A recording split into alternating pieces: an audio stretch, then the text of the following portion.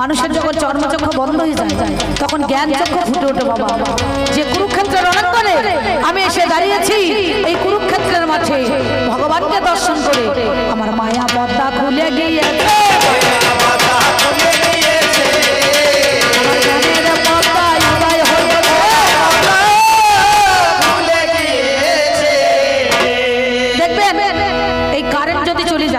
আমাদের লাইটের আলো তো জ্বলছে, কমিটিরা আমাদেরকে ধরুন হয়তো মুড়ি দিয়েছে, আমরা মুড়ি খেতে আরম্ভ করে দিয়েছি। এই যে এমন সময় আর্ধেকটা খাওয়া হয়েছে, আর্ধেকটা অবস্থায় কারেন্ট চলে গেল। বড় বড় রসগোল্লা দিয়েছেন, মিষ্টি দিয়েছেন, নারকেলের মিষ্টি হোক কিংবা আপনার এই দুধের চাচির মিষ্টি হোক কিংবা কলা হোক কিংবা মন্ডা হোক, যাই হোক দিয়েছেন। এবার মিষ্টি খেতে খেতে যদি কারেন্ট চলে যায়, মুড়ি খেতে খেতে খাবারটা কোথায় যাবে? হাতটা কোথায় যাবে? মুখে যাবে না পাছায় যাবে? কি বলছেন? খাবার খেতে খেতে মুখে যাবে না পাছায় যাবে? তাই আমি যতই অন্ধ হোক না কেন আমার প্রতি সেবা ঠিক দেওয়াই হবে। আমার অন্তর জগতের বলি তবে অন্তরঙ্গ বহিরঙ্গের মধ্যেখানে ভাব আছে। কেন বলুন দেখিনি? তাহলে যারা প্রতি সেবা করে তাদের প্রতি সেবা হয়। চর্মচক্ষু বন্ধ হলে পরে জ্ঞানের চক্ষু খুলে যায়। পুকুরে থাকলে ভালো কচুরি পানা, আর সংসারেতে থাকা ভালো কানা। কেউ করবেন না মানা, নাকি বলছেন? আজ পর্যন্ত কোথাও দেখেছেন? বীরভূম জেলায়, বর্ধমান, নদিয়ায়, মুর্শিদাবাদ, ঝাড়খণ্ডে, উড়িষ্যা, ধানবাদে, রাঁচিতে আস্তে আস্তে আস্তে খবরের পেপারে টিভির পর্দায় কোনোদিন দেখেছেন যে কোনো কান্না ছেলে চাপা পড়ে মরেছে? আজ পর্যন্ত দেখেছেন আপনারা? কোনো পেপারে দেখেছেন? কিন্তু ভালো বিয়ে পাওয়া ছেলে ট্রেনে কাটা পড়েছে, বাসে চাপা পড়েছে, লরিতে অ্যাক্সিডেন্ট হয়েছে। কিন্তু যদি কানা ছেলে অন্ধ হয়ে মরতো বা কানা ছেলে চাপা পড়তো, ধর রাম কানাই তো অনেকদিন আগেই মরে যেত। কি বলছেন? কানাতেই তাই 3টে বিয়ে করেছিল কি ঠাকুর মশাই? কানাতেই 3টে বিয়ে যদি ভালো হইতো কত মনে করতো? চিন্তা করে দেখেছেন? আমি কি বলিব?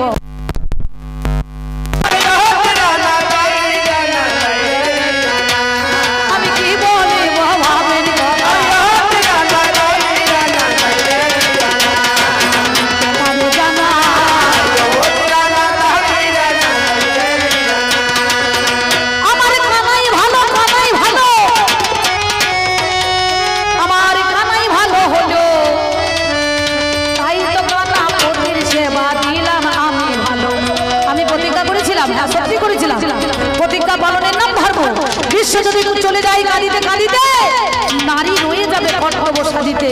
বিধাত মনোবত্তাই করে ধর্ম ধরে রাখার নাম ধর্ম, কর্মটাই তো মেন ধর্ম। সতী নারী যারা হবে তারা কি করে? মা সকালবেলায় প্রণাম করে স্বামীকে, তার ফাটা পায়ে তেল মাখায়, সরু চালের ভাত খাওয়ায়। কি বলছেন? স্বামী যদি ভালো হয় তাহলে তেল মাখাইতে মন হবে, আর স্বামী যদি এই ভদ্রলোকের মতো হয় কি হবে? তেল মাখাইতে হবে না তেল মাখতে হবে? কি বলছেন? এর মতো যদি কারো ঘরে ঘরে স্বামী থাকে, তার তেল খানিক মাখতে হবে গো।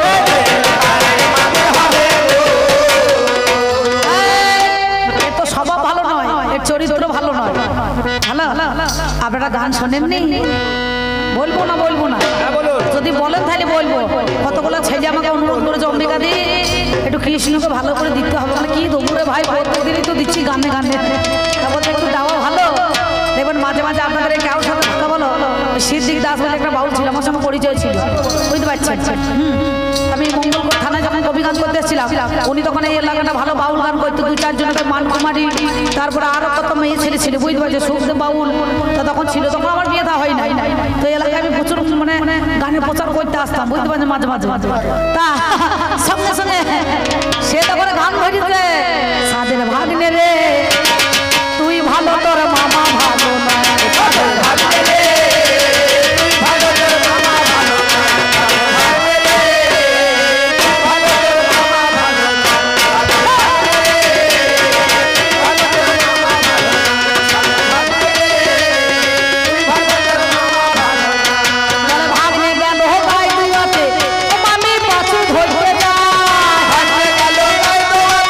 ও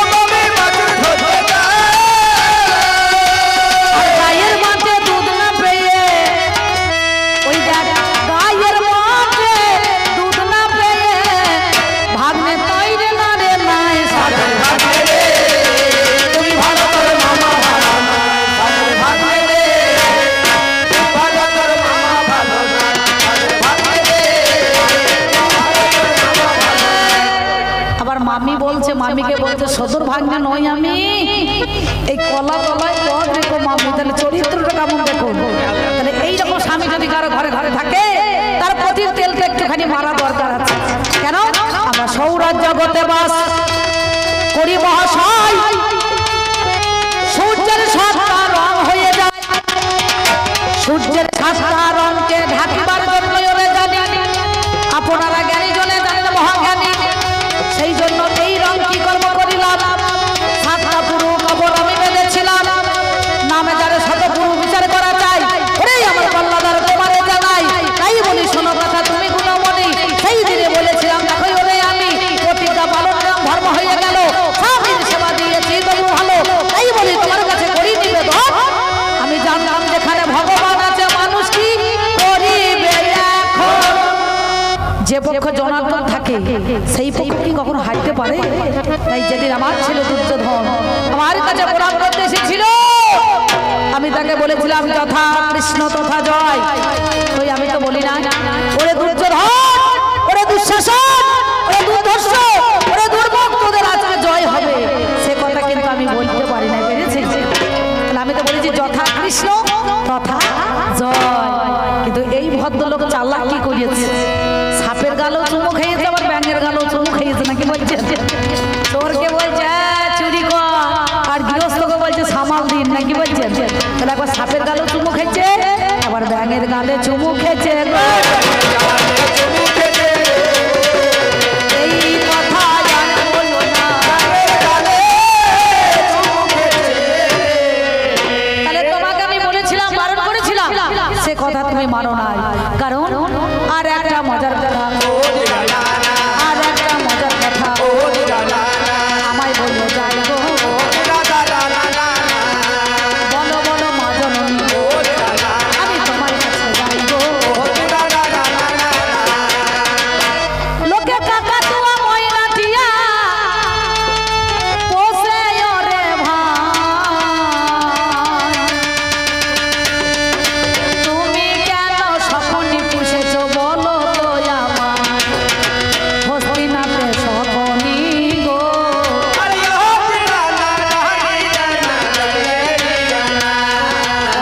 হস্তিনাথে শকুনি গো, কেন পুষলে তুমি?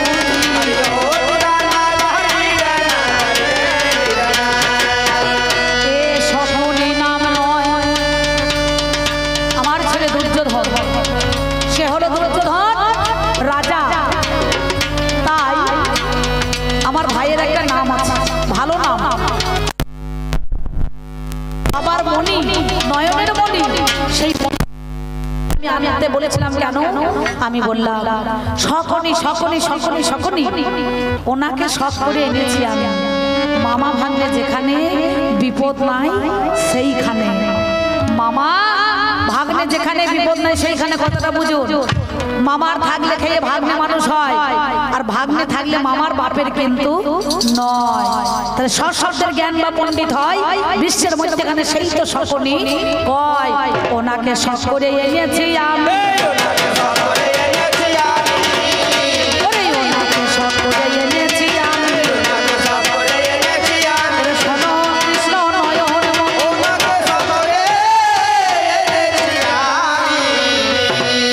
কারণ কিসের জন্য উনি জ্ঞানী বা পণ্ডিত হলো, জ্ঞানে পণ্ডিত হলো জানেন?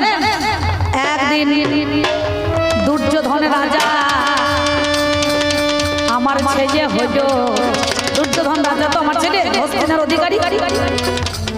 বটবৃক্ষের নিচেতে আমার বসে বলছিল, বটবৃক্ষের নিচে বসেছিল দুর্যোধন। হঠাৎ করে একটা বটের ফল, মানে বটের গুটি গুটি, বটের গুটি খানা পড়ে যায়, ওই গুটি কুড়িয়ে দুর্যোধন বাবা ভেঙে দেখে আয়, তাহার মধ্যে শত শত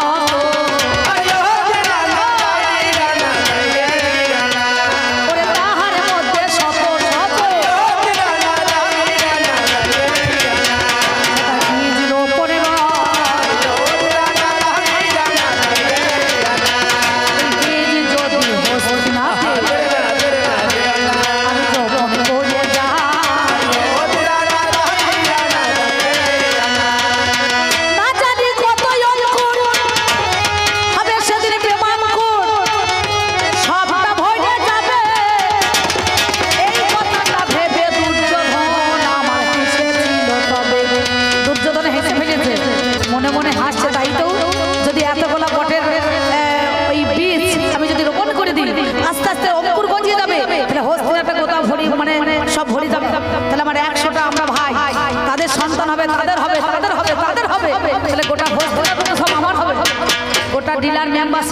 আমি পেয়ে যাবো নাকি বলছেন? আর এলাকার লোক তোকে পাবে না, পাবে? তাই সেদিন সঙ্গে সঙ্গে মনে করো মনে মনে হেসেছে, যেই রাজা হেসেছে, রাজার হাসি থেকে 5টা পূজাও হেসেছিল। এবার 5টা পূজা হেসেছিল। দুর্যোধন দেখিবারে পেল, দুর্যোধন বলে কথা তোমরা শুনে চলো, পাগল রে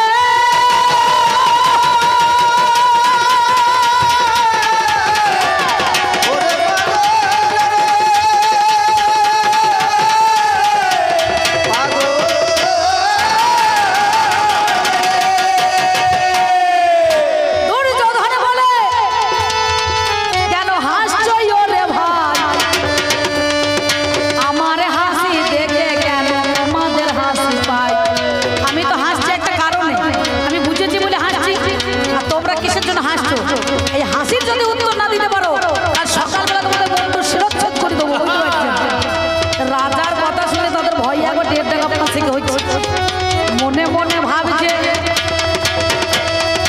এই উত্তরের কথা কোথায় পাবো, তারা কাঁদিতে লাগিল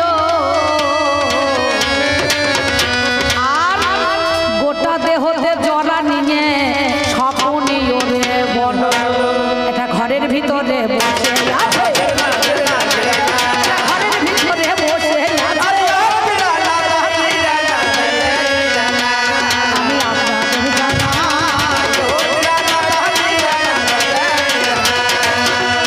সময় গিরিল দেওয়া ঘর, জানলার ধারে দাঁড়িয়ে রয়, 5 জনা তার কাছে গিয়ে নিবেদন জানায়। সকলে মামা, রাজা দুর্যোধন বলছে এই কথাটা যদি না আমরা উত্তর দিতে পারি তাহলে আমাদের মুন্ডু শেষ করে দেবে। বলে কেন? বলে হ্যাঁ, বলে মুন্ডু আর রাখবো না। বলে তুমি জানো কারণটা কি? বলে কারণটা কি? বলছে বলতে পারবে? বলে অবশ্যই বলবো। বলো সে মনে মনে ভাবছে একটা বটের ফল, সেই বটের ফলটাকে ভেঙে দেখছে তার মধ্যে কতগুলা বীজ, সেই বীজ যদি এই চারাগুলাকে লাগায় সেই চারাগুলা বেরিয়ে কত হস্তেরা তো অঙ্কুর হবে, তাদের হবে, তাদের হবে, গোটা রাজ্যটা তার হবে। সে মনে মনে ভাবছে, বলছে হ্যাঁ হ্যাঁ আমি জানি। তা তুমি বলো গায়ে এই কথাটার উত্তর, এই কথাটার উত্তর যদি তার মনের কথাটা বলতে পারো তাহলে শিরোচ্ছেদ হবে না। তাই সেদিন শকুনি প্রতিটা মানুষের ভবিষ্যৎবাণীর কথা বলতে পারত। ভবিষ্যৎবাণীর কথা কে কেমন ভাবে চলবে সেই শকুনিকে, মণিকাঞ্চনকে, এই দুর্যোধনকে বললো ওরে দুর্যোধন তোর মামা যেমন পরিচালনা করবে সেই রকম রাজ্য চালিয়ে নিবি।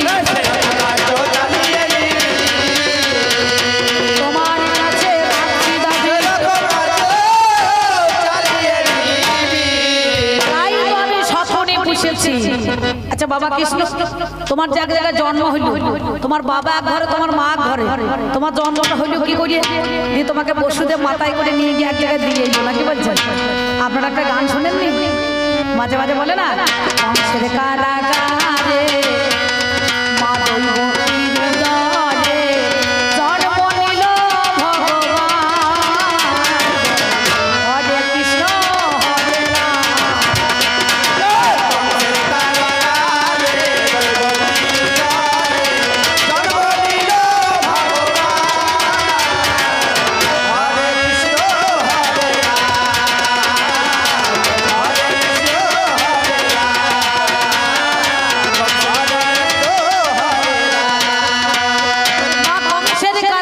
দৈবকীর উদরে জন্ম নিল ভগবান, হরে কৃষ্ণ হরে রাম। হরে কৃষ্ণ হরে রাম নাকি বলছেন?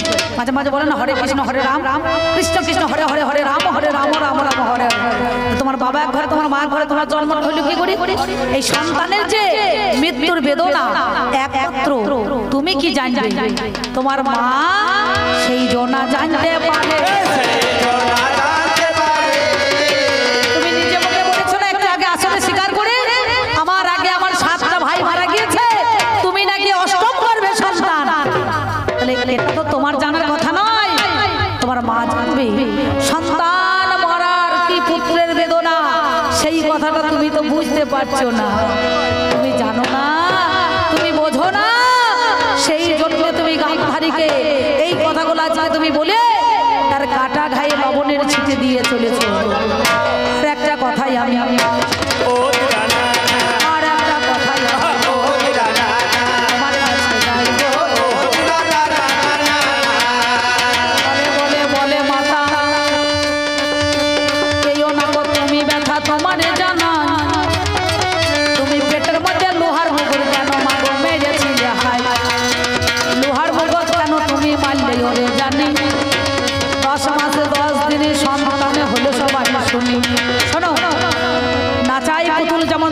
ধোঁকাবাজি করে, পুতুলের প্রাণ না থাকে পুতুল নিজে না নাচতে পারে পারে বাবা।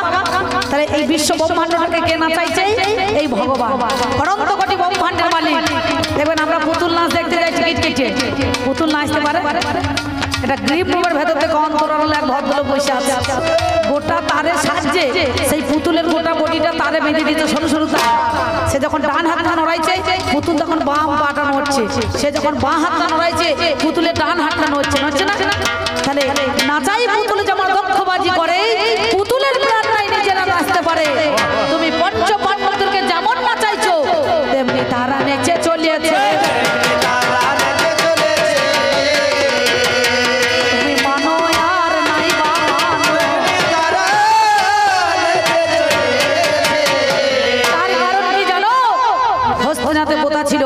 যার সন্তান আগে হবে সে হবে রাজ্যের রাজা, রাজ সিংহাসনে সে বসবে, রাজ মটুক তার মাথায় চড়বে।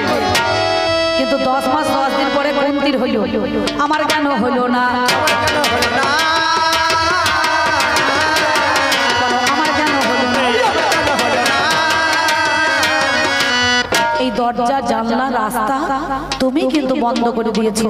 তুমি জানতে যে দুর্যোধন রাজা হবে, কিন্তু আবার তুমি যুধিষ্ঠিরকে পুনরায় রাজার দাবি জানাইছো।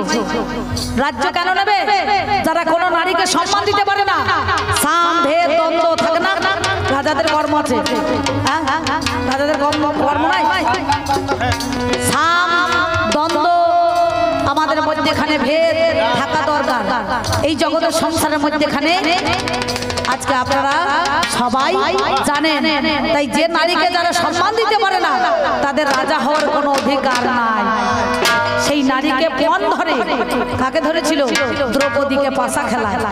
যুধিষ্ঠির, নকুল, ভীম, অর্জুন, সহদেব, যে অর্জুন ভগবানের সখা, সেই ওই দ্রৌপদীকে নিয়ে এলো। শূন্যে মাছ ঝোলানো ছিল, নিচের থালায় জল, সেই জলের দিকে তাকিয়ে শূন্যে মাছ তার চক্ষুকে বিদ্ধ করে ধ্রুব রাজার কন্যা দ্রৌপদীকে নিয়ে এলো স্বয়ংবর সভা থেকে। আর সেই দ্রৌপদীকে পাশা খেলায় পণ ডাকিল। তারা কত বড়,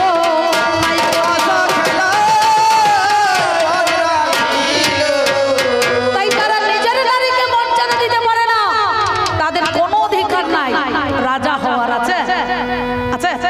আমি যদি আমার নিজের ঘরটাকে সম্মান না দিতে পারি তাহলে আমি পরকে কি করে সম্মান দেবো বাবা? আর তুমি কি না বলছো যে আমার ছেলেরা সম্মান করছে ভুল?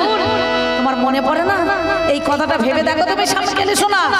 তুমি সেদিন বলেছিলে এই কথা তোমার মা গান্ধারী ছোট থেকে শিবের পূজা করে, সত্যম শিবম সুন্দরম, শিবের বড় ভক্ত হচ্ছে গান্ধারী।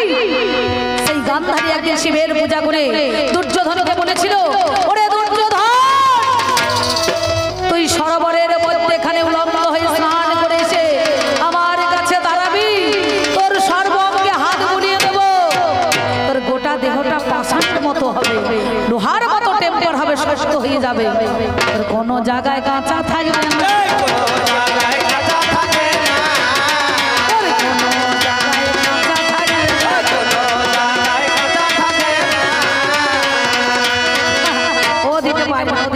ছোট সাইকেল দিতে পারবে না, তোর কোনো জায়গায় কাঁচা থাকবে না, তোর গোটা দেহটা লোহার মতো শক্ত হয়ে যাবে, টেম্পার হয়ে যাবে, পাষাণ হয়ে যাবে।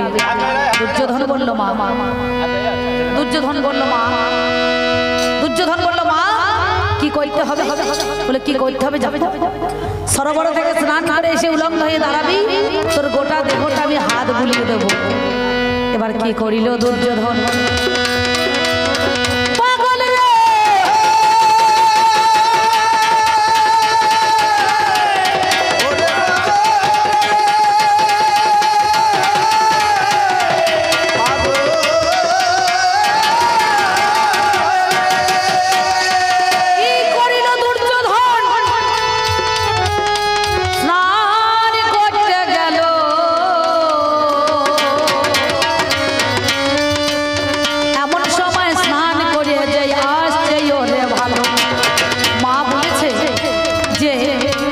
দেহটা হাত বুলিয়ে দেবে, লোহার মতো শক্ত হবে, পাষাণ হয়ে যাবে।